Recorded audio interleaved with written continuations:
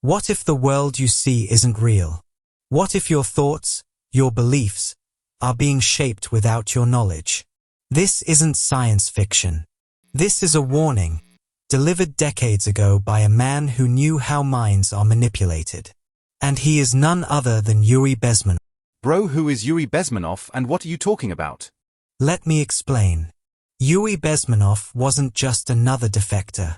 He was a former KGB operative, trained in the art of propaganda and psychological warfare.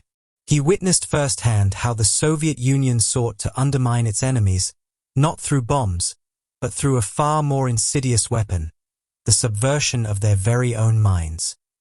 He revealed that only 15% of the KGB's resources were spent on traditional espionage.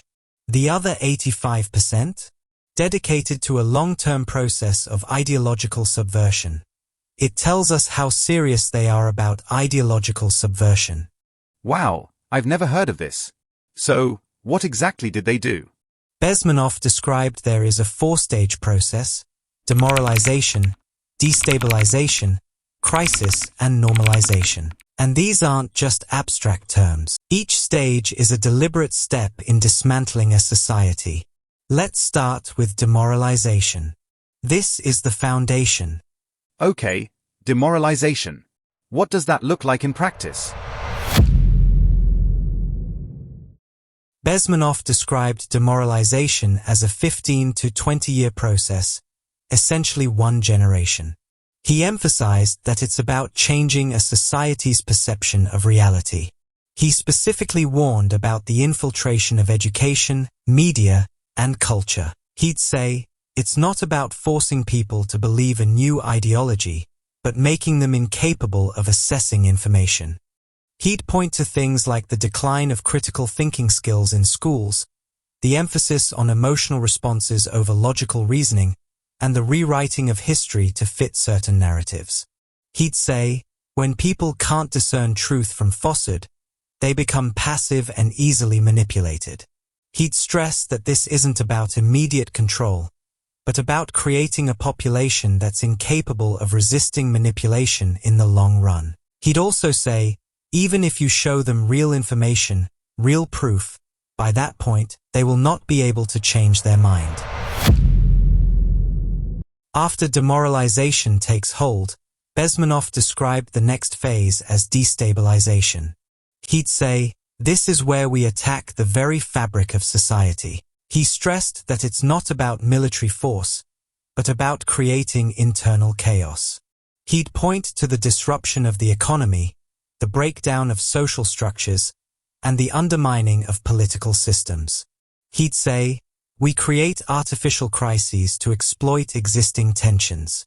He'd warn against the deliberate fomenting of social unrest, the manipulation of financial markets to create instability, and the use of political polarization to divide the population.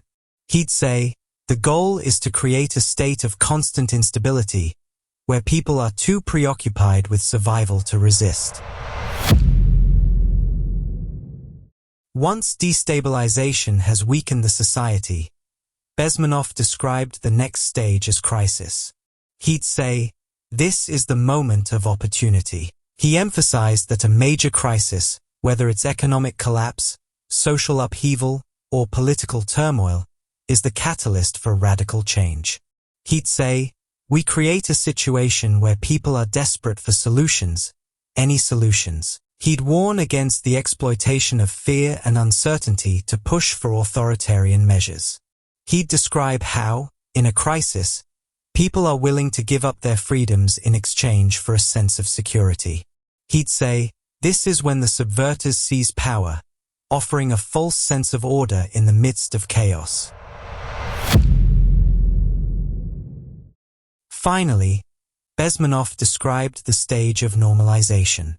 He'd say, this is when the subversion becomes complete.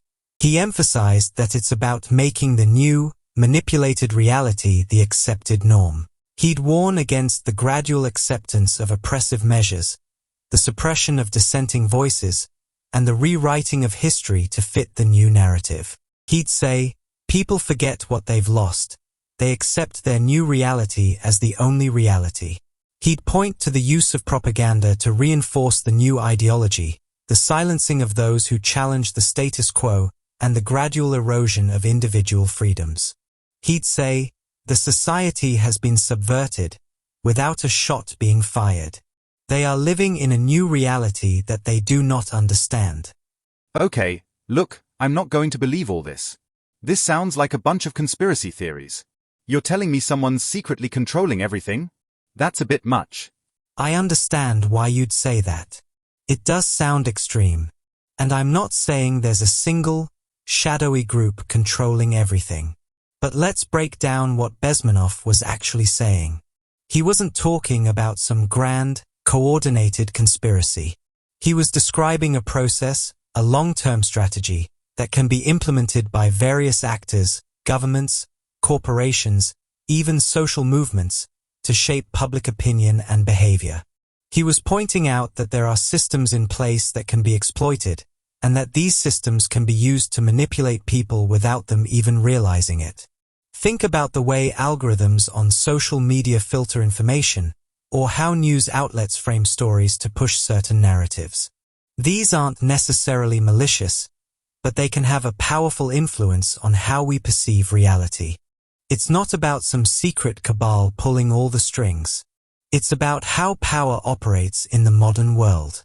It's about how information is controlled, how narratives are shaped, and how social pressures can influence our beliefs. And, think about this, if someone came to you 100 years ago and explained how media would be used to change the way that people think, it would sound like a crazy conspiracy theory then too. Look, I'm not asking you to blindly believe everything I'm saying. But I am asking you to consider the evidence, to think critically about the information you consume, and to be aware of the forces that are shaping your reality. Yeah, dude, it all makes sense now, right? You start seeing those 4 stages play out in countries everywhere. Demoralization. Look at the trust in media tanking.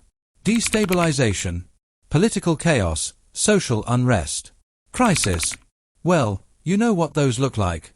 Normalization. People just accepting the new messed up normal.